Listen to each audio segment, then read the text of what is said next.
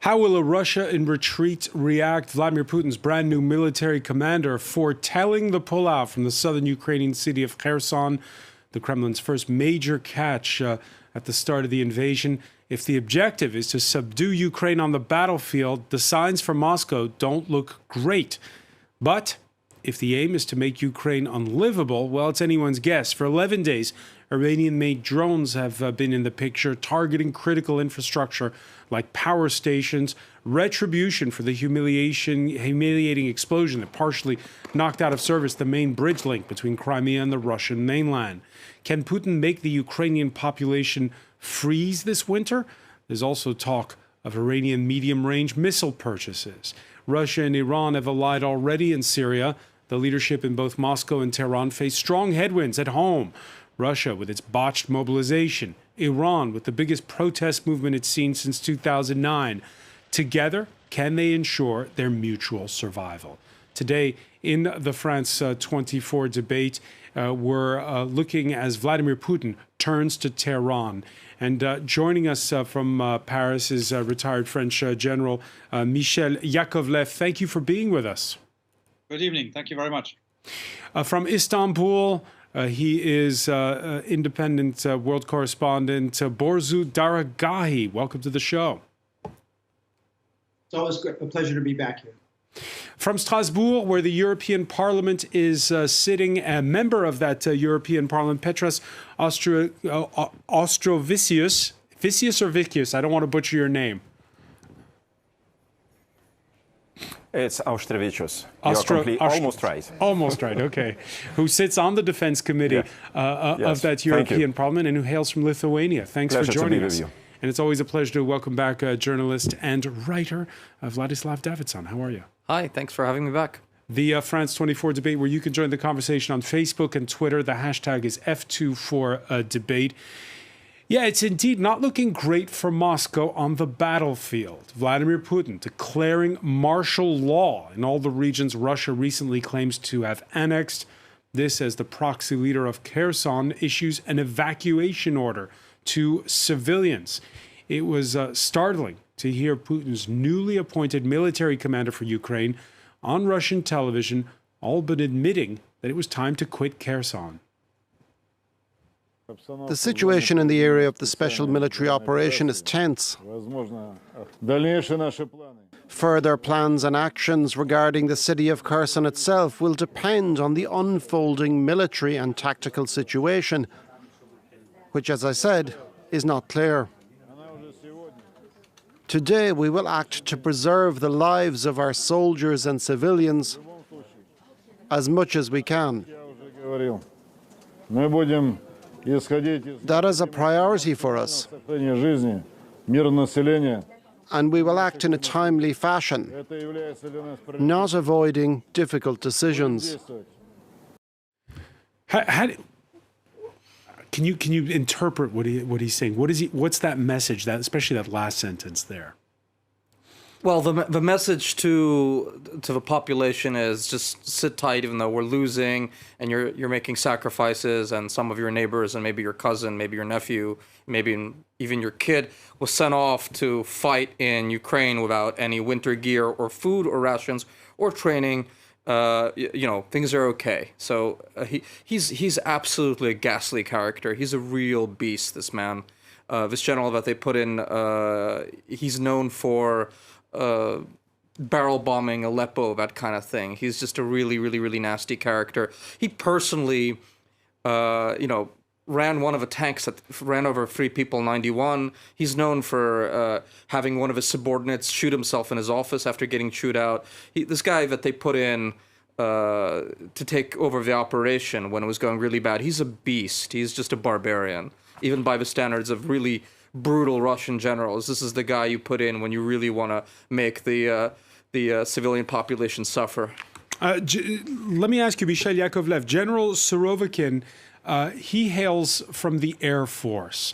When you hear him admitting to setbacks, is that just an overall change in tone on the part of the Kremlin, or is its score settling with other parts of the military? Yeah, it could be a number of reasons. One could be basically that he's covering his ass to start with. He's inherited a pretty nasty situation, and he's disassociating with what happened before he got it, which is, pretty logical.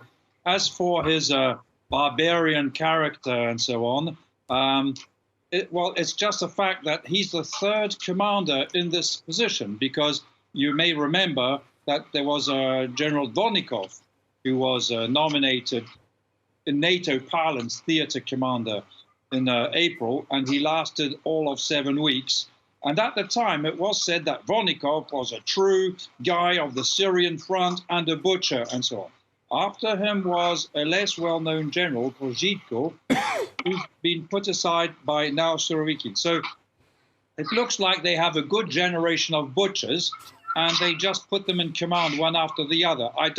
I'm not sure that this one is far above the others and on that standard. Now, he's an Air Force general, and it's very good that you mention it. The Air Force has been completely ineffective and basically useless in this war. But I suspect the war is perceived in Russian mentalities today as being lost by the army. So it may be that it's easier for an Air Force general to take over an unsuccessful army force than for a general from that force, land force in this case. Petros Ostrovicius, when you're in Lithuania, you have Kaliningrad, in other words, a Russian exclave right on your border.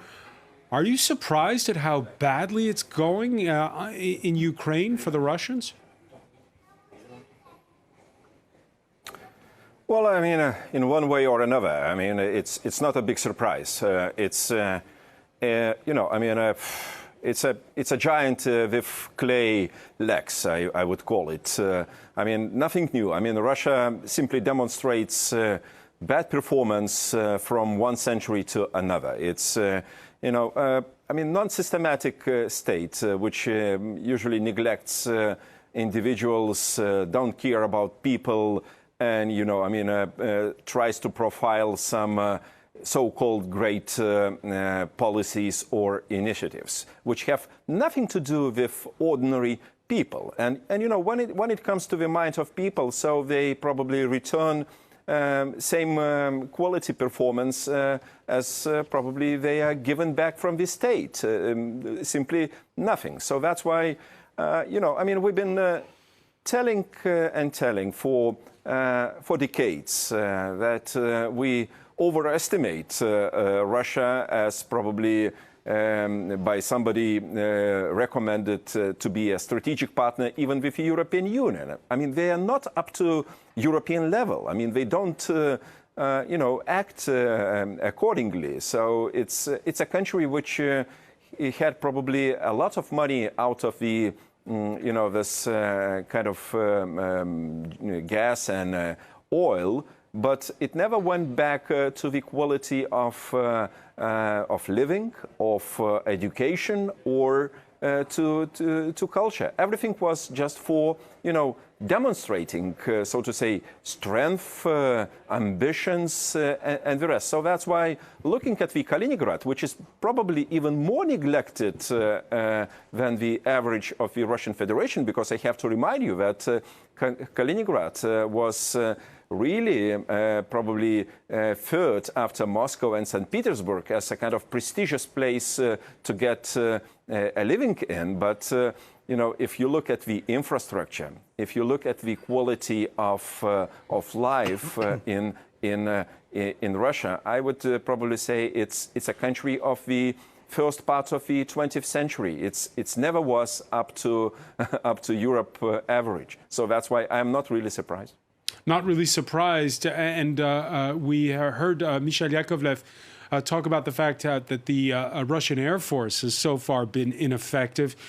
Lots of attention on Monday's crash of a Russian warplane into a residential area that happened on the Russian side. A Sukhov 34 bomber coming down in the port city of Yesk after one of its engines caught fire during takeoff for a training mission. Those are images of those Iranian drones you're seeing there. At least 15 kills. Enter those drones that we're talking about. And last month, the Russian news agency TASS, quoting a senior officer at a conference, is stating that most homemade drones were not meeting the tactical requirements of the defense ministry. And while both Iran and Russia deny, the New York Times reports that Iran is sending more than drones. It's sending trainers for those drones, stationed out of Crimea. You have this configuration of both happening again while the Russians are on the back foot on the battlefield. Oliver Farry has more. They are Moscow's new trump card in its war on Ukraine. Iranian drones used to target cities such as Kyiv far from the front. Though not particularly sophisticated, the GPS-guided Shahed 136 drones are hard for anti-air defences to detect and can cause devastation where they strike. According to the United States, Iran has delivered 1,000 non-reusable drones to Russia since late August.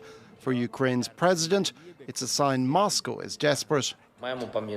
We must remember that the very fact of Russia's appeal to Iran for such assistance is the Kremlin's recognition of its military and political bankruptcy.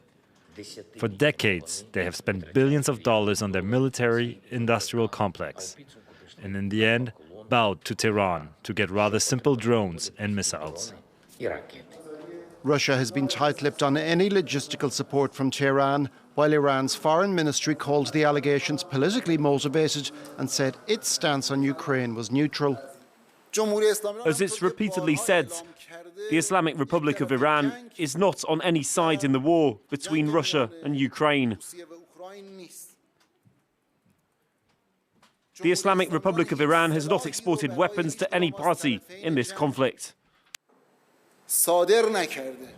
The United States has warned Iran it would impose further sanctions against its weapons supplies to Russia. And we have extensive tools available at our arsenal to disrupt not just Iranian arms transfers, but also to continue to hold Russia accountable for their preposterous acts in Ukraine as well. But Iran appears to be undeterred. The French daily Le Monde reports Iranian personnel are instructing Russian forces in Ukraine, while the Washington Post reported last weekend that Tehran has agreed to supply Russia with surface-to-surface missiles. Borzu Dargahi, we have Iran denying selling drones to Russia, but at the same time, a former commander of the Revolutionary Guards boasting that 22 countries have expressed interest in their purchase. Yeah, I mean, on the one hand, the foreign ministry is denying these sales. On the other hand, there's major figures in the Revolutionary Guard boasting about them. And you even had the supreme leader today saying, you know, a few years ago, the West was accusing us of photoshopping footage about our drones. Now they're accusing us of selling drones that are too effective and too deadly. So which is it? There's a meme going around in which they're basically essentially saying, look, it's just business, and sort of mocking the West's accusations against them. Of course, they are selling these drones. Very likely, they are also employing, because there were complaints that the drones weren't effective enough. I'm sure they are deploying personnel well behind the front lines to help advise and train the Russians in using these. This is not unprecedented for Iran. They did the same thing in Syria and arguably through Hezbollah in Yemen as well. So, you know, this is not a new frontier for them. It is a new frontier for them to be doing this in Europe. Doing it in Europe, and Borzu, you remember that war between Azerbaijan and Armenia? It was Turkish drones at the time that caught everyone's attention, and that proved a game changer. The same Turkish drones that were employed by the Ukrainians against the Russians in the buildup to Vladimir Putin's decision to invade. Now, the Iranians, are they going to be able to flex their muscle further? I don't know about flexing their muscle. I think it's for the Iranians, this is a business deal. You heard the Iranian officials saying that they don't care who wins this war, that they're not, absolutely they care. That Russia cannot win this war. If Russia cannot lose this war, if Putin falls, if there's major changes in Russia, that would definitely impact Iranian strategic ambitions in Syria and in the region. They need Russia. Russia, and at this point, needs Iran as well. They are both revanchist powers that want to challenge the U.S. and Western-led world order. They are both somewhat fading empires that are struggling to maintain their relevance in the world. So they absolutely need each other, and this is a partnership that has only gotten stronger over the last decade. Yeah, and just as the Reuters news agency was quoting sources in Tehran as stating Iran will send more drones as well as surface-to-surface missiles Russia's way. On Tuesday, the UK Defense Secretary stepping out of the political storm at home and jetting over to Washington for an emergency closed-door meeting with his U.S. counterpart, Lloyd Austin.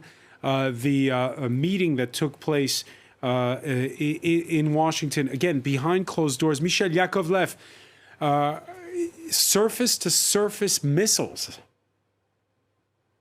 Yes, well, we know that for some time Iran has developed a pretty sophisticated armory and could produce, could sell these missiles to Russia. Apparently, from open source, under discussion is the Fateh 110, which is a 300-kilometer range missile with a warhead of about 600 kilos, which is quite a lot of oomph, and possibly the Zulfikar, which is a 700-kilometer range with a warhead that could be submunition also. So these sophisticated weapons. Returning to the attitude of the Iranians, it's funny that, I mean, they dissociate themselves from the end use of what they sell. Well, in that respect, they're not too different from the Turks about discussing the Bayraktar that they've given to the Ukrainians, nor, by the way, not very different from the Americans who have sold F-15s to the Saudi Air Force, which use them extensively in Yemen. So I think they're playing on our nerves, the Iranians, using basically the same arguments as they've heard from other countries before. Petros Ostrovicius, the European Union Council that is staging a summit on Thursday. There's talk of sanctions against 8 top officials of Iran. What are your thoughts when there are these announcements of sanctions? Well, I believe, the European Union, as well as the West in general, simply must react to the new developments or probably acceleration of this kind of the Russian cooperation with other authoritarian rock states worldwide. And Iran is now probably on the top of the agenda. Those drones, kamikaze drones, and probably surface-to-surface missiles might be something which might assist Russia, to, uphold the current military operation. But, generally speaking, we have in mind that Russia was always to be the second world army. But now we see that with the second one, simply relies on Iran drones, which are not probably most sophisticated in their kind. But nevertheless, I believe that the sanctions, which must be imposed on Iran, and it impacts, by the way, the nuclear talks greatly. I believe the West, and in particular the European Union, must adopt a bit different negotiations strategy towards Iran on nuclear weapons, because we have to react to the situation as not the secondary of importance. And finally, probably should think about the secondary sanctions, since Iran relies on some supply chain, which I understood might be related to China chips and some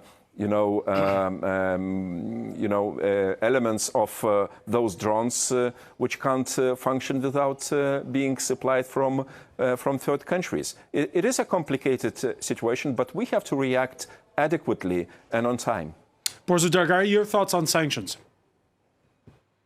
Well, I think that, Iran, that one of the advantages that Iran has, it has been under sanctions for so long. It has learned to, forge alternative supply chains as well as to evade those sanctions. They are experts. They show off. They brag about what effective sanctions evaders they have become over the last 20 years. I'm not sure that sanctions are going to do it. And as a matter of fact, one argument I've heard in Iranian hardline and pro-regime Telegram channels is that, fine, you're going to sanction us and we're going to start selling weapons to whoever we want. We need to make some money. We need to earn some money. You're sanctioning us on this. We're going to sell this. So, they have their arguments.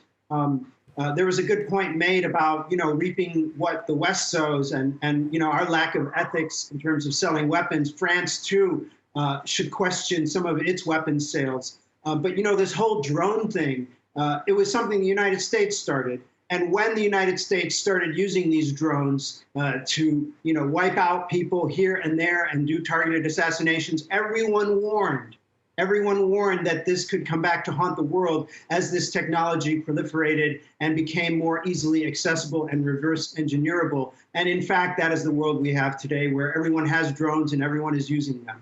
Vladislav Davidson, you agree? Yeah, I mean, the drones are just a kind of democratic thing now, a democracy of a small d, in the sense that everyone buys them. I know people who fundraise private capital for drones for the Ukrainian army. There are people in Russia who buy drones for the Russian army. It doesn't cost a lot for a small one. A commercially available drone is $5,000. And these Iranian drones are quite loud. Your correspondent was saying, Catherine Norris-Tren, and they're scary. They do terrorize people. They do terrorize people. In fact, I know that my friends in Kiev and Odessa already can tell the Shahab 136 from whatever the other one is. They just by the sound. They fly very low. They don't have a huge payload.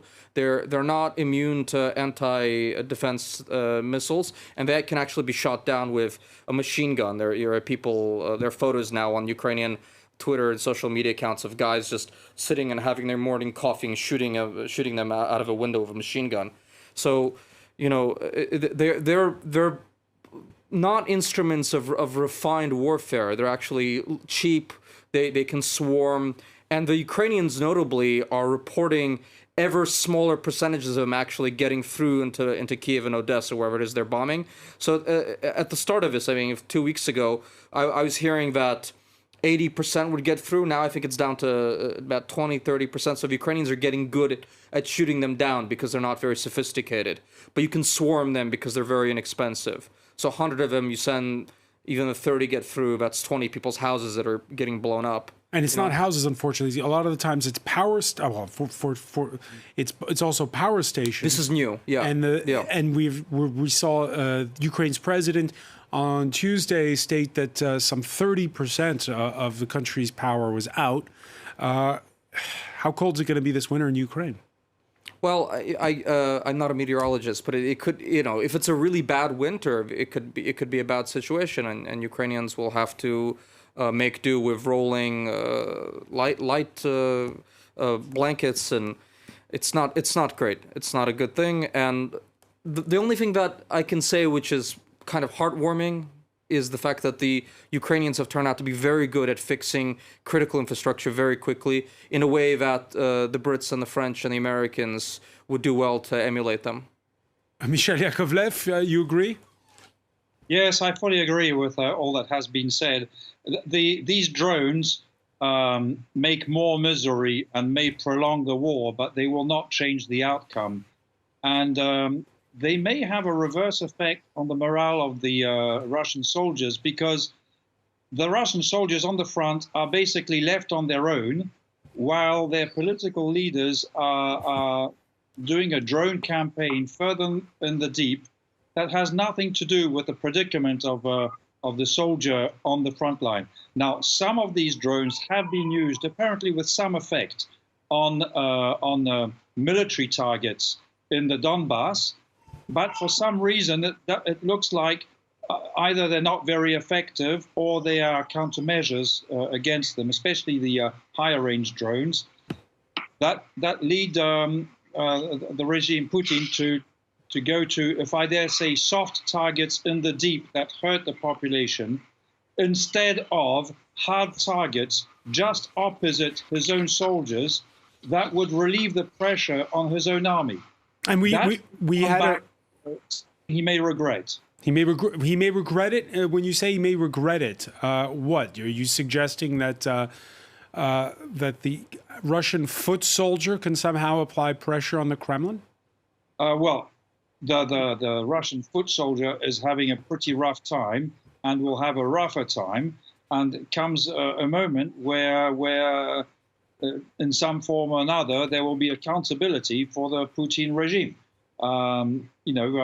These revolutions in Russia and in other countries, by the way, generally start after military defeat, especially when you have the impression that the political side has taken no care whatsoever of your own predicament.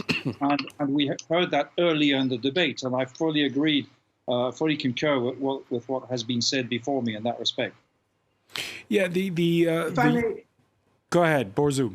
If I may interject, I think that's a really good point. These drones are meant for, just really quickly, meant for, sort of tactical advantage in the battlefield and taking frontline positions and making way for soldiers to move ahead. Instead, they're using them as almost like cheap publicity stunts for the people back home to say, look, see, here's what we did to their power plants. Here's what we did to this apartment block. So they can sort of show off back home saying that the Ukrainians are suffering instead of actually trying to win a war. It's perplexing.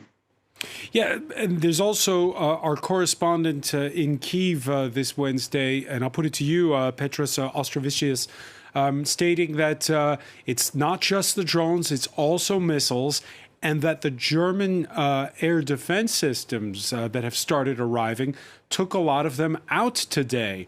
Your reaction to that? Well, it's absolutely right point.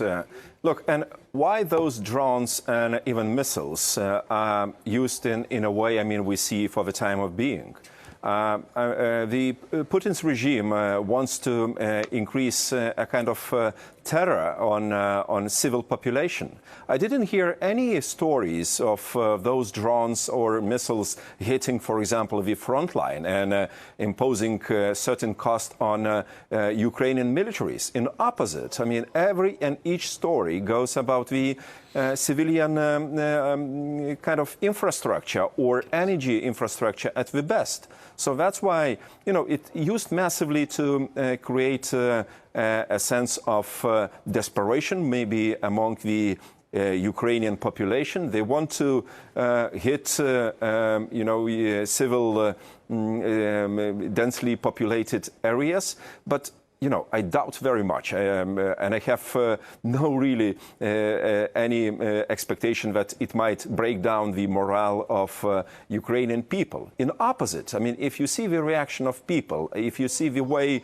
Ukrainians react, and even fixing those, damages imposed by those attacks, you see something opposite. So that's why. That's a wrong and really very Russian way of fighting any war. They do it in a massive way. They don't count the lives of own people or the opponents, and they do it in an absolutely chaotic way. I don't think it's a sustainable strategy, militarily speaking. The Russian militaries will need hundreds and maybe thousands of those drones if they want to change the course of the war. I'm not sure, I mean, Iran is able to provide as many as the Russian side ask. And, you know, after all, I'm sure that the outcome of this war will be decided on the front line, not on the civilian side. Vladislav Davidson, very briefly on this. Very briefly, I just want to agree with the honorable member of the European Parliament from Lithuania. Ukrainians say, look, you can't kill our troops on the battlefront, so you start killing civilians in Kiev. This is how Ukrainians think. They killed with one of these drones the other day a pregnant woman and her husband. They eliminated an entire family and their entire future. They'll have no descendants. So this is what you do when you can't kill Ukrainian troops on the front line, and it doesn't do anything to make the Ukrainian population, afraid. But it might be unwise to underestimate a Russian president who, if we understand what Mikhail Yakovlev is saying, is probably fighting, if not for his survival, at least for to winning back his legitimacy as a leader who projects strength. Iran right now in the throes of facing a protest movement unseen since 2009. And the two countries who've already worked together. Roll back the clock just a few years to Syria. In Aleppo, we saw Russian airstrikes with Iranian-backed militias from the ground, proving what was the turning point in the retaking of Syria's second city during those 4 bloody years of fighting. They've worked together before. And we had a statement, Borzu Daragahi, that by the foreign minister on Iranian television Tuesday, saying that a long-term cooperation agreement will be finalized before the end of the Iranian calendar. That's to say, in March of next year. A long-term cooperation agreement between Iran and Russia. What does that mean? I think it means energy. I think it means financial agreements, i.e. Sanctions evasion, doing business in rubles and Iranian rials, getting out of the dollar system. And it means defense cooperation. Iranians have a lot of know-how when it comes to producing weapons on the cheap without relying on the conventional supply chains. And that is an expertise that Russia will need now as it is becoming more and more isolated on the world stage and lacks access to banking as well as technology tools. And at this point in time, Iran has seen off many a challenge. What do they get in exchange from the Russians? I mean, they get that Security Council vote in case the nuclear issue ever comes up. You know, I was asking about this. I was talking to some Russia experts about this partnership between Iran and Russia, and what could Russia offer Iran? And it doesn't have to do a lot. It's just when that vote comes up as to whether to punish Iran on its nuclear program, if it does decide to ramp up its nuclear program, bring it even closer to weapons capability than it already is. All Russia has to do is just to, vote no at the Security Council and veto any lasting punishment. Mikhail Yakovlev, was the Iran nuclear deal already dead and gone, reviving it, or are these drones the death knell? Quite frankly, I think it was dead already and has been dead for some time. Attempts at resuscitation, I don't think they take us very far, and I'm not sure the drones will change much in that picture. But from what Borzu has said, it leads me to a thought that we have a beggar state, which is Iran, turning to Russia, and now we have Russia as a beggar state turning to a beggar state, to each other. This alliance of the malcontents, as it's called, those that reject the so-called world order, which is not much of an order, but there is an attempt. Let's say the Western-led way of things, international system, they are beggars, going to other beggars, and that's why I believe that the Putin regime will fall ultimately. He is fighting for his survival. This has gone too far. Petros Ostrovicius, when Russia invaded Ukraine on February the 24th, the Baltic states, including Lithuania, said this is not just an existential threat for Ukraine, it's also an existential threat for us. When you listen to General Yakovlev saying on what tenuous grounds right now Russia's president is, do you feel as though that threat has diminished in the last weeks? Not at all. I think the Russian actions and Putin's rhetorics, they go into very much the same direction. Maybe they use different words, different interpretations, but I see no change whatsoever. Seeing in particular actions on the ground, what they do. I mean, they continue killing people in Ukraine with no any conditionality attached. So they continue destroying Ukraine as a state. They continue threatening the West and neighbors. But the calculus at the beginning of the calculus at the beginning of the war was the fear was today Ukraine, tomorrow the Baltic states and all of the former Warsaw Pact nations. Today, is that threat lessened? Well, probably. I mean, we have seen a real strength of the Russian army and morale within the society. And probably about the morale, we didn't speak enough.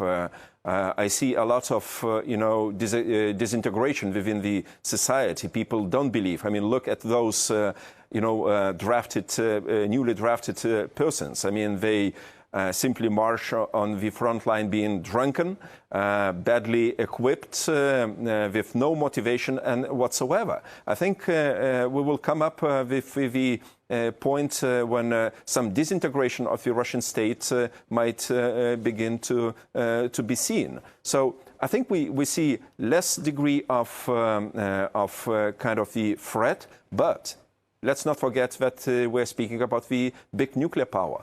And the more desperate the Russian leadership will get, probably more threats, even from Medvedev or those, given to speak persons we might hear. So that's why, I think this is about the Western solidarity and unity. If we remain strong politically, we might, prevent even worse things from happening. Michel Yakovlev? Yeah, on the nuclear threat, first of all, I agree with what Petros has said. It's, for me, the Russia as a threat to, in this case, the Baltics, has certainly receded because the tiger is being defanged under our eyes. And I don't think that the regime will be given a second chance. But Petros is right in saying that the nuclear threat, though for me it is a low probability threat, it does not disappear, and it may, in a period of desperation, complete desperation, and the last throw of a dying regime, it may come back to the fore. I personally doubt it for a number of reasons, but I can't discount it. Well, let's hope you're right. Borzoi Dargahi, I want to ask you, you heard there Petros Ostrovicius talking about the threats of Russia's former president, Prime Minister Dmitry Medvedev. One of those threats was Tuesday against Israel, saying, don't get involved in this whole Iranian drone issue. And in point of fact, that's what Israel's defense minister, Benny Gantz, has come out now and said. We're not going to sell any weapons to Ukraine. Your thoughts on that? Yeah, I mean, Israel is in a tough situation. On the one hand, maybe there's a significant portion of the population, although not a plurality, that supports Ukraine in the war. There are a large number of Russian immigrants who are still sympathetic to Russia and are supportive of Putin. You have that dynamic throughout many Middle Eastern countries where there's significant numbers of people who support Putin. And more importantly, Israel needs Russian acquiescence to be able to have freedom of mobility and action in Syria, where it has continuously violated Syrian airspace to launch airstrikes against Iranian-backed militias and positions in Syria. Without Russian acquiescence, it would not be able to do that if Russia were to activate its air defenses or give Syria and Iran a helping hand in beating back the Israeli attacks. So Israel is, they can't do whatever they want. They have to walk the line, just like Turkey and a few other countries. Even though the drones and the surface missiles are a real real problem for them as well, because they're eyeing Iran testing out its toys.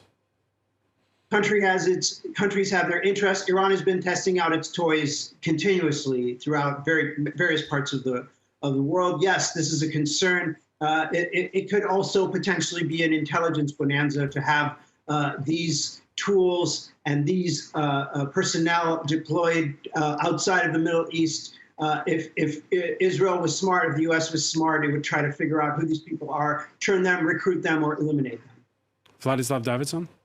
So Israel has obviously interests, and as the gentleman says, it does need the Russians on the Syrian border and the Golan Heights. It does have a historical relationship with Russia. The internal dynamics actually, when we think of the Russian Aliyah, the Russian Jews in Israel, actually about 2/3 of them, or maybe a slight plurality, between a plurality and 2/3 of them are actually Ukrainians.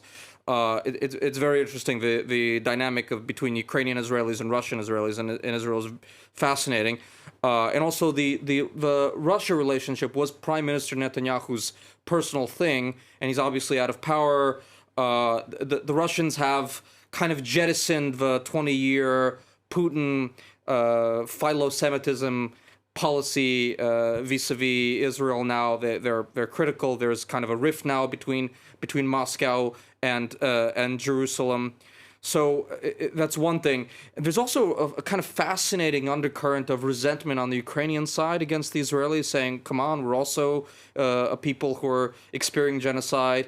And you have all these leaders on the Ukrainian military side, fascinatingly, Yermak, Zelensky, and the defense minister of Ukraine, who are, of course, Jewish of descent or half Jewish, criticizing Israel for not helping. So you have these fascinating dynamics where you have the entire Ukrainian military political caste, criticizing Israel for not helping them enough, and they also happen to be members of the tribe. So it's a really fascinating dynamic. I follow it. Petros Ostrovicius, the next quarter to be heard from will be Thursday, when there's an EU summit taking place. We could see a bit of infighting over how to face up to a winter without Russian gas. Your final thoughts on what Europe's response should be going forward? I think we should take into account that the European Union started this probably path, starting from very low point. The EU dependency on the Russian fossil fuel, and in particular on gas, was extremely, extremely high, and at the same time economically and strategically dangerous. Although it was neglected for decades, and in particular by the former German governments, which built two major pipelines called Nord Stream, simply disregarding any concerns expressed by countries around, and in particular the Baltic countries. But I salute the decisions which are, proposed by the European Commission and member states to tackle this crisis. I believe we will come up already by Thursday or Friday with a good package of solutions, which will be not hopefully the final ones. I mean, because we have to come up with more. But look, joint purchase of gas, joint storage, certain control or regulation of gas price might be decisions in the right direction. Will it be enough? I think no. We have to think about something more. But when you had such a dependency, when you had such an addiction, political addiction to the Russian energy supplies, so what can you expect? I think we are on the right course. Remains to be seen decisions to come. And I hope we will recover from this absolutely dangerous and strategically risky Russian energy dependence. And we'll be talking about it in Thursday's edition. Petros Ostrovicius, I want to thank you so much for joining us from the European Parliament in Strasbourg. I want to thank Michel Yakovlev, Borzo Daragahi in Istanbul, as well as Vladislav Davidson. Thank you for being with us here in the France 24 debate. Thanks.